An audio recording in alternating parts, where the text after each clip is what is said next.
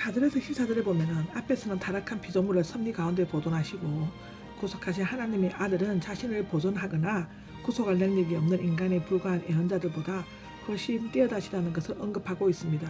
여기에서는 새 시대의 대표이신 그리스도가 구시대의 대표인 천사들과 모세보다 뛰어나시다는 것을 보여주고 있습니다. 유대인들은 천사들이 모든 피조물의 어뜸으로서 예언자들보다 뛰어나며 천사들의 사역을 통해 율법과 하나님의 뜻을 통고받았고, 또한 천사들이 하나님과 인간 사이의 중보자라고 믿었으므로 천사들을 우상으로까지 숭배했습니다. 골로새서에서 있는 것과 같은 천사 숭배가 히브리서 독자들 사이에 있는지는 알 수가 없지만, 히브리서는 기자가 유대인의 천사론을 엄두에 두고 있을 가능성이 있다고 보여집니다. 그리스도와 천사의 차이가 단지 우열의 차이가 아니라 창조주와 피조물, 목적과 수단, 모형과 실체 등의 근본적인 차이가 있음을 알려주고 있습니다.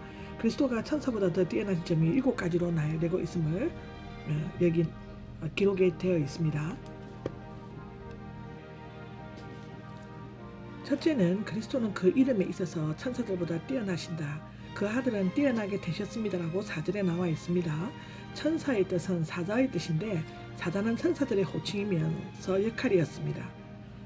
그리스도는 심부름꾼인 천사들 중에 우두머리보다 더 뛰어나신 분이셨습니다. 그 이유는 그리스도는 하나님 말씀 그 자체이신 하나님의 아들이실 뿐만 아니라 천사들보다 뛰어난 이름을 세상에 생기기 전부터 받으셨기 때문입니다.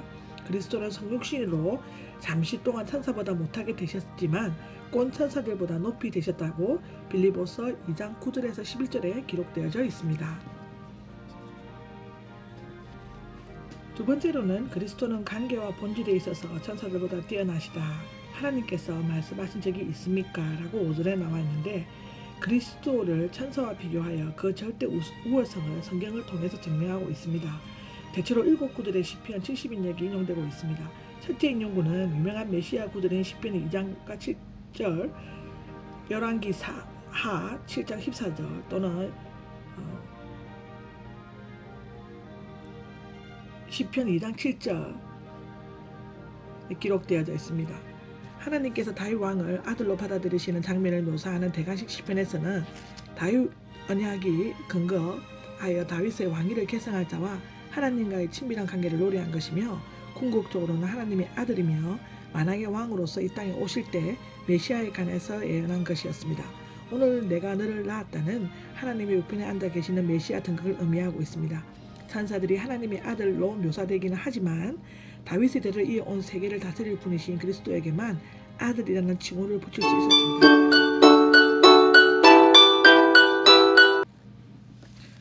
나는 그의 아버지가 사무엘 하 7장 14절에서 인용한 것으로서 다윗이 성전을 건축할 계획을 말했을 때 하나님께서는 예언자 나단을 통해 성전 건축을 하게 될 것을 말씀하셨습니다. 이것도 역시 궁극적으로 장차 다윗의 후손 중에서 메시아가 출현하여 하나님 나라를 이루실 것을 예언한 메시아 예언입니다. 사도행전 13장 33절에 기록되어져 있습니다. 첫 번째 인용구는 그리스도께서 하나님의 아들 되심에, 그리고 두 번째 인용구는 하나님께서 그리스도의 아버지 되심에 각기 초점을 맞추고 있습니다.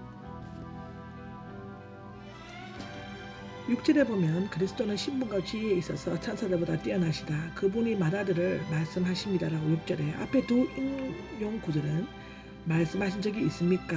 라고 부정적인 과거형으로 되어 있지만, 앞으로 나오는 5 인구 구절은 계속되는 상태를 나타내는 긍정적인 현재형으로 되어 있습니다. 천사들은 단지 예배를 드리는 자들에게 지나지 않지만 그리스도는 천사를 포함하여 모든 피조물에게서 영원히 예배를 받으시는 대상이시므로 그 신분과 지위에 있어서 천사들보다 뛰어나시다고 빌립보서 2장 10절과 11절에, 요한계시록 5장 8절에 인용되어져 있습니다. 이 인용의 도입부에 다시를 초뒤에 두고 본절 전체를 휴식으로 하는 것으로 볼 수 있습니다. 아들의 탁월성을 한층 강조하고 단순히 그리스도께서 강림하심을 나타냄이 아니면 세상에 보내실 때를 수식하는 것으로 볼 것이냐가 문제시되고 있습니다. 둘 다 문법적으로는 가능하나 문맥으로 볼 때는 후자가 더 적절한 표현이라고 할 수 있겠습니다. 왜냐하면 왕으로서의 그 아들의 특권이 천사들을 경배하는 것, 시편 97장 7절에 의해 공적으로 인정될 그 시기는 바로 재림의 때이기 때문입니다. 만아들이라고 한 것은요, 본 주석과 바울 서신에 사용되고 있으며 이스라엘 민족과 오실 메시아 그리스도를 가리키고 있습니다. 무엇보다도 이 호칭은 아들이 만물보다 먼저 존재하시고 만분의 후사인 것을 보여주고 있습니다. 골로새서 1장 15절과 18절, 요한계시록 1장 5절에 기록되어져 있습니다. 또다시 세상에 보내실 때 그리스도께서 재림하실 때이며 그때에는 천사들과 함께 오실 것이며 하나님의 천사들은 모두 그에게 경배를 해야 한다고 기록되어져 있습니다. 지금까지는 성부와 성자의 관계를 논했지만 세 번째로부터 일곱째까지는 성자를 천사와 비교하여 그 우월성을 입증하고 있습니다. 경배하라는 손에 입맞춤으로써 또는 엎드려 경배하는 경의를 표하는 것을 말하는데요. 에베로 트라다의 제1부정 과거는 하나님과 그리스도에 대한 경배에 사용되고 천사나 우상 숭배에는 사용되어 있지 않습니다. 높이 들려지고 보좌에 앉으신 그리스도는 천사를 포함한 세계를 폭동시키는 주관자이시고 심판하시는 정년자이시라고 기록되어져 있습니다. 이것은 에베소서 1장 20절과 21절에 기록되어져 있습니다. 그리스도는 속성에 있어서 천사들보다 뛰어나시다. 천사들에 관해서는 말씀하십니다라고 7절에 나와 있죠. 두 개의 제도되는 인용을 통하여 천사들의 봉사지와 그 아들의 영원한 통치 8, 9절을 서로 병립시키고 있습니다. 네 번째 인용시 시편 104편 1편으로부터 천사는 하나님의 목적을 위해 때로는 바람으로 때로는 불꽃으로 쓰임을 받는 일꾼들이었습니다. 그리스도는 그들과 비교할 수 없는 영원한 신성을 지니셨습니다. 여기에서 바람과 불꽃의 천사가 바람 또는 불이 된다는 해석과 천사가 바람처럼 빠르고 불과 같은 힘을 가지고 하나님의 명령을 행하는 자라는 해석이 있습니다.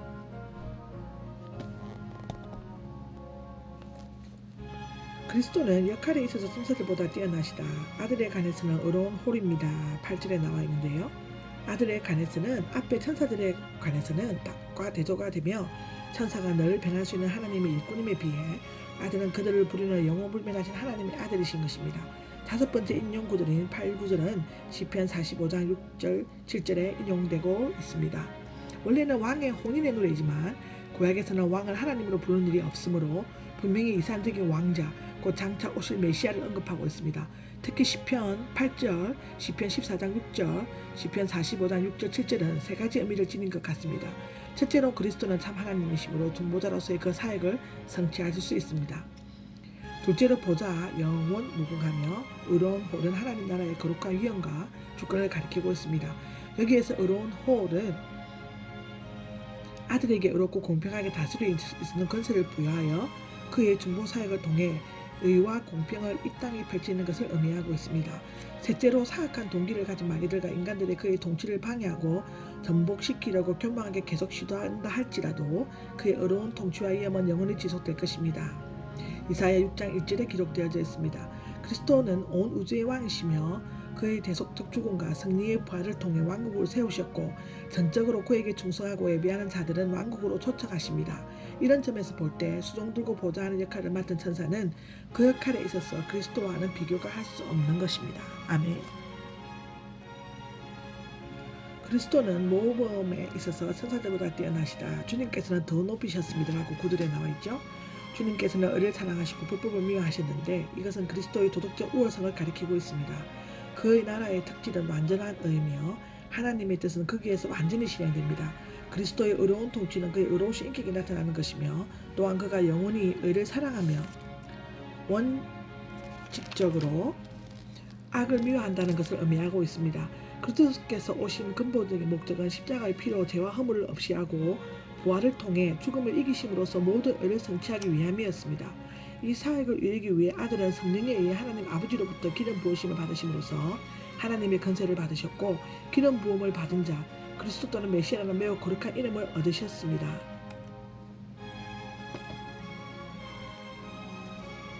기쁨의 기름은 젊은 왕의 혼인식에 받은 영광을 모사하며 그에 의해 성취된 업적에 대한 하나님의 기쁨을 나타낸다고 볼 수 있습니다. 주님의 동료는 본세에서 그리스도에 참여하는 자이며 고난 후에 참된 기쁨을 얻으신 그리스도와 함께 기쁨을 나눌 것입니다. 그 동료들보다 더 높여지신 그리스도는 인간들과 함께 하시면서 의를 사랑하시고 불법을 미워하셨으며 십자가에 죽으시기까지 겸손하게 기쁨으로 복종하셨습니다. 이와 같이 삶의 모범을 보이신 그리스도는 그 어떤 천사들보다 우월하십니다. 아멘. 그리스도는 사역에 있어서 천사들보다 뛰어나시다. 주님께서는 끝이 없을 것입니다. 라고 10절에서 12절까지 나와 있는데요. 여섯 번째 인용 구절은 시편 102편 25장에서 25절에서 27절로부터 표제에 적혀 있는 대로 단식의 노래입니다. 이 시편에 이스라엘의 백성이 바벨론으로 포로가 된 지 BC 586년 후 고난 중에서도 예루살렘을 회복을 위해 기원한 내용으로 기록되어져 있습니다. 지금은 하나님의 심판 아래 있으나 하나님의 국률하심에 의뢰하여 사람들이 또 한 번 시온에 모여 하나님을 찬미할 수 있도록 하나님께 회복을 구하고 있습니다. 여기서 그리스도는 주님으로 불리고 있는데 그는 태초에 땅을 놓으시고 하늘을 그 손으로 만드신 창조주이십니다. 피조물들은 옷처럼 변하고 해투처럼 많아치워져서 멸망할 것이지만 주님은 한결같으시고 그 해수들이 끝이 없을 것이며 영원히 계속되실 것입니다. 영원불변한 창조주이신 그리스도는 쉽게 변화되는 창조주에서보다는 더 뛰어나십니다.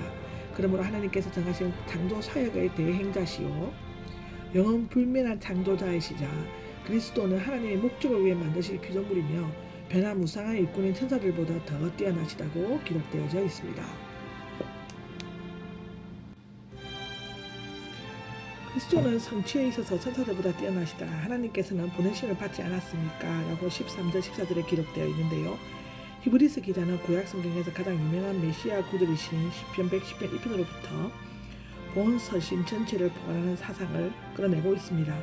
110편은 2편과 같이 왕의 즉위식을 배경삼아 적에 대한 승리와 왕의 군대의 능력을 노래하고 있습니다. 만일 그 아들이 영원한 왕자를 차지한다면 승리는 그에게 너무나 당연한 것입니다. 이 기록은 히브리서 1장 8절에 기록되어져 있습니다. 무엇보다도 이 시편은 그리스도의 최후 승리를 예언하는 시편으로서 그리스도 자신과 사도들에 의해 여러 번 인용되었고 히브리서 기자는 후에 예수 그리스도와 멜기세덱의 반일의 제사장직과 연관시킬 때 이 시편을 인용하고 있습니다. 이 기록은 마태복음 22장 44절과 고린도전서 15장 23절, 베드로전서 3장 22절에도 나와 있습니다. 육신을 입으시고 고난을 당하신 후 부활 승천하신 그리스도는 하나님 보좌 오른편에 앉아 계시며 장차 심판주로 재림하셔서 원수 사탄을 발 앞에 굴복시킬 것입니다. 한편 모든 천사들은 첫째로 섬기는 영들, 즉 일꾼들이고 그러나 그리스도는 하나님 보좌 우편에 앉으셔서 그들을 지배하십니다. 둘째로 구원을 상속받게 될 사람들은 섬기도록 보내심을 받는 자들이다. 즉 천사들은 그리스도의 완성된 구속사를 통해 구원을 상속받게 될 그리스도인들을 위해 일하는 임무를 맡고 있습니다. 말하자면 아들은 이미 완성된 구속사역을 행하시면서 반면 천사들은 그 사역을 계속 돕는 역할을 수행한다는 의미에서 아들은 천사들보다 더 뛰어나시다고 이 히브리서 1장은 기록하고 있습니다. 아멘. 히브리서 1장에 나오는 그리거를 우리가 공부하겠습니다. 그리거에서 1장 2절에 나오는 만유는 판이라고 있습니다. 판, 1차적 의미로 모든 전부라는 뜻이나 의미가 확대되어 우주 만물이라는 뜻도 가진다. 1장 3절에 나오는 형상은 가라크테르, 있는 그대로 모양을 만드는 일, 조각 복사를 뜻한다. 3절에 나오는 우편에 앉으셨느니라는 에칸디센 앤 텍시아, 하나님의 위치나 근위를 침해하지 않고서는 가장 높이 올려주어졌다는 뜻이다. 4절에 나오는 기업으로 얹으심은 클레오노메오, 원뜻은 상속받다, 소유하다, 유산으로 물려받다의 뜻입니다. 8절에 나오는 큐는 라브도스는 지팡이, 막대기, 절대 근위를 나타내는 고대 군주의 단장이라고 합니다. 11절에 나오는 영조날은 디아는 머무로부터와 메노는 머물다의 합성으로 한 장소에 영원히 지속적으로 머문다는 뜻입니다. 13절에 나오는 발등상은 푸스를 이끄며 원뜻은 발, 정복과 승리를 상징하고 있습니다. 아멘.